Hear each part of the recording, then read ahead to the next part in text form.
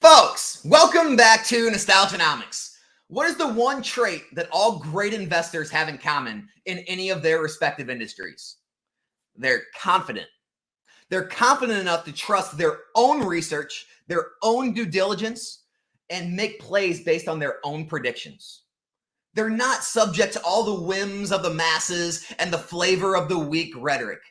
They stick to their guns, they make their plays, and they hold true to that no matter what the market's doing at the time or what everyone else is saying at the time. Things like in the past few months, what we've heard with Japanese 151. Guys, I was crucified for going against that. Crucified for it. You can look at my Discord and go back a few months. I had almost my whole Discord against me saying that I was just against it because I didn't like Japanese. Alex doesn't know what he's talking about. Alex is trying to keep Japanese down, whatever it may be. And you had people buying at 120, 110, 100 a box, thinking it was the play of the century. I've had the same thing happen with Sword and Shield recently. You know, people are still on board with the whole Sword and Shield stuff, you know, buying all the Sword and Shield boxes, buying the Sword and Shield alt arts, which I admit I was on that play too. But while all this was going on, I was still talking about Scarlet and Violet. I was trying to urge people, beg them to at least take a look at Scarlet and Violet. But again, the masses rhetoric was, Alex, it's way too early. All this stuff's getting reprinted. Alex, no one even wants those cards. No one even likes those Pokemon. They're not the original 151. They're not evolutions. I'll pass. Even when the SIRs were going for $30, $40, $50 in PSA 10s, no one cared. Even when the boxes were $80, no one cared. And these are the plays that will make you the most money in this hobby. When everyone else is negative on them and you see opportunity, that's usually the time when you're going to make the best gains. So this isn't an I told you so video. This isn't a video trying to get anyone to admit they were wrong, because I've given up on that in this hobby. Everyone's egos are way too big. No one's ever wrong. So remember that. No one's ever wrong in this hobby. You just kick the can down the road and say, in the future, I'll be right at some point. But I do want to at least put this out there so that it might help some of you be more okay with making plays based on your own thoughts and not feeling this like safety in numbers or this comfortability in numbers and getting on these large Discord groups or getting in these large communities on YouTube or anywhere else and thinking, well, if everyone else is doing it, I better do it too. All these guys seem really smart. They got large positions. They got large followings. They must be right. Think for yourself, people. Usually that's when you're going to make the most money. It's not going to be following the masses. It's not saying you can't make money following the masses. Made lots of money on Sword and Shield, alt darts, booster boxes alike. But you could have made a lot more money on some of these other plays I'm going to show you here in a second. So let's jump into this video. Before I do that, got to shout out today's video sponsor. It is Low Popping. Guys, Low Popping's always buying, selling, and trading. So for all of you looking to sell off your collections, you can always email them at info@lowpopping.com or reach out on Instagram at lowpopping. Also, again, they do trade. So if you see some cards you want, you got some cards you want to get rid of, you want to make a trade, you can always do that. And they do have a ton of selection if you're looking to buy anything.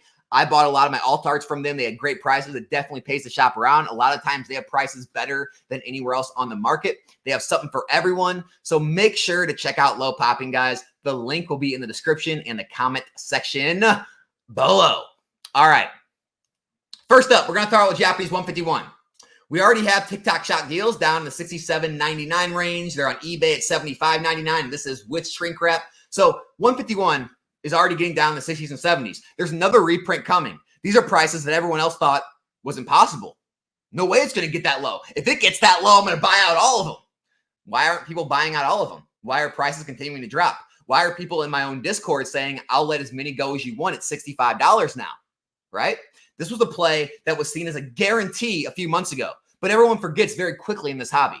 People were out there on YouTube, in Discords, on Instagram, urging you to buy these at $90, $100, $110 as almost a guaranteed play. It's going to slingshot back up. This is the set of the century. It's got the Master Balls. Guys, people can be wrong. The masses can be wrong. When you're listening to large groups of echo chambers, it can be dangerous. All right? Sword and Shield, alt art sets. I was part of this. I absolutely said they were great plays buying them at Pokemon Center at $150 a box after taxes. Absolutely. Silver Tempest is still on there right now. I still think it's a great play. 100%.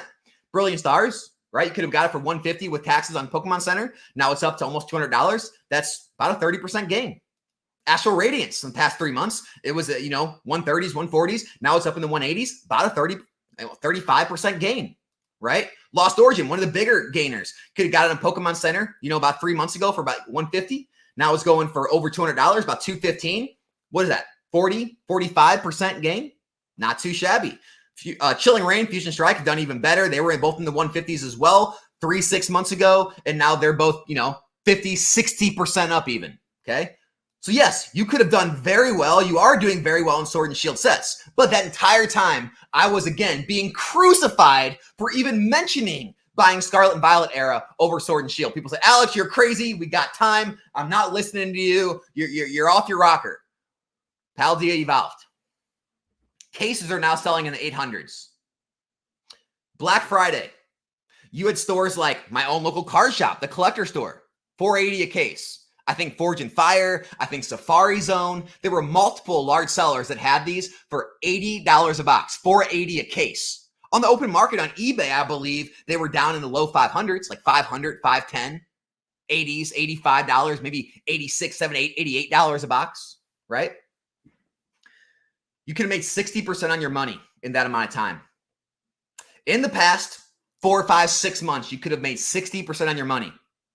As good or better than Fusion Strike or Chilling Reign, better than Lost Origin, Astral Radiance, Brilliant Stars, and Silver Tempest. Don't even get me started on 151. Most anyone who bought in due to all the rhetoric and all the, hype on that, they're all down money. They've lost tons and tons of money. But Paldea evolved. Scarlet Violet era, no one wants it. No one wants these Scarlet Violet cards. No one wants these SIRs. No one cares about these Pokemon. You beat all the Sword and Shield era games with this box. Charizard UPCs.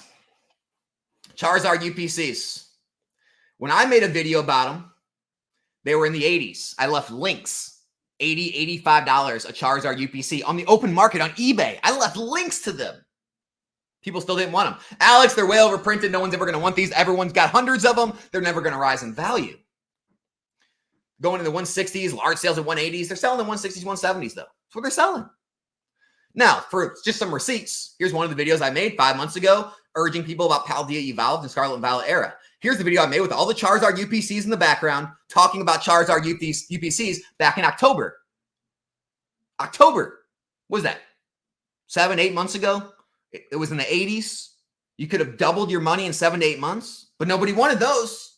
Alex, there's way better plays out there. Are there? Where are they? Show me where they are now. Scarlet Violet era. Everyone was telling me I was crazy. I made videos, guys. You guys know I did. I had live streams. I had videos. Everyone always says, Alex, why don't you talk about your plays? I did. I told you I was buying these. I said, guys, I am picking up Scarlet and Violet era SIRs in the 30s, 40s, and 50s when I can find them in PSA 10s, or I am grading them and I'm not selling them. I'm stashing them away right now. Maraudon was one of the cards I talked about in the video. Here's the video right here. I talked about Maraudon, right? Talked about the Tyranitar. I talked about the Wo Chin and the Ting Lu and all the legendaries. I talked about them in videos, guys. This was a month ago. I had multiple of them though. I tried. Here is Maraudon ending in the 40s and 50s. High 40s, low 50s. Just back in March. Now, confirmed sales, $100 plus 5 shipping. Double your money. About the same gains, if not more, than a lot of the alt arts. 100% on your money. Here's Umbreon right here, guys. $900 card. $910. $870, right? This was my 0% feedback seller. So it was a $900 card back in March. Same time frame. Same exact time as Maraudon. $900 card.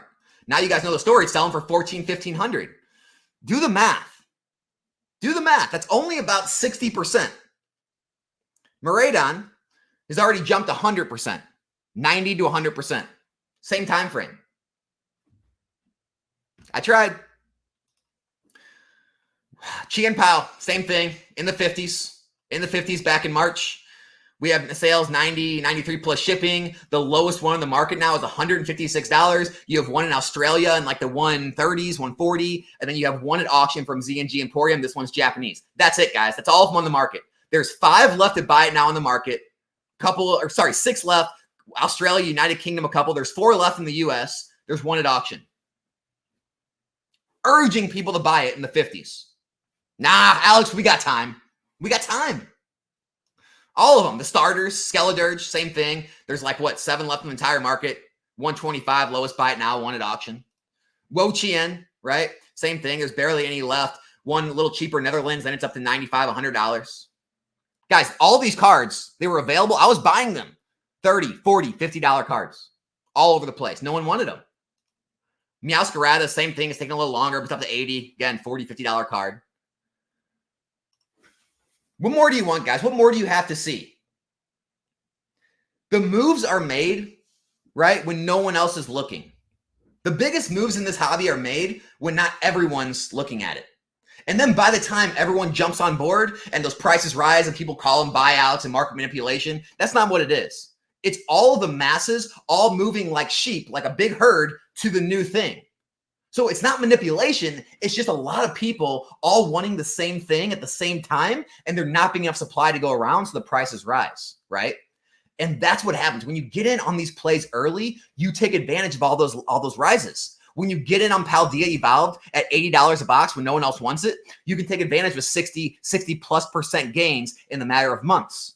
When you get in on SIRs and PSA 10s when they're $30, $40, $50 when no one wants them, you take advantage of 100+% gains in the same time that the rarest best cards in the world, the alt arts, are seeing the similar, if not worse, gains in the same time period. Now, admittedly, I went heavy on alt arts. I wish I would have went heavier in SIRs. I messed up. I mean, I have a good amount of SIRs. I made the play, but if I would have put the same amount of money I did in alt arts and SIRs, oh my gosh, I'd be better off.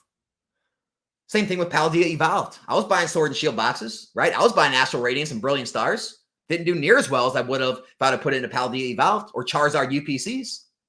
So it's not about being perfect. It's just about having the confidence, again, the confidence to look outside the box, to not listen to the masses, to not find that comfortability in numbers and like, you know, want to be part of the crowd. And, oh, if all these people are doing it and they seem successful, they seem like they're making money, they got a lot of followers, I should probably listen to them, and being able to get out of that mindset and think, no, I don't care. Look, what's so special about everyone else? I see this play. I'm going this way, even though everyone else is going that way. Guys, that's been one of my biggest successes in this entire hobby, is having the confidence to go left when everyone else is going right. And it can be yours too, if you just have the confidence to do it. So hope this video helped. Again, not an I told you so video, not trying to get anyone to say they were wrong. It's just showing you what's possible when you do take action based on your own beliefs, your own predictions, your own research, due diligence, all that good stuff. Hope everyone continues to do well in the hobby. Congrats on all the gains that everyone has been making. I'll be back here in a new video soon. I am out.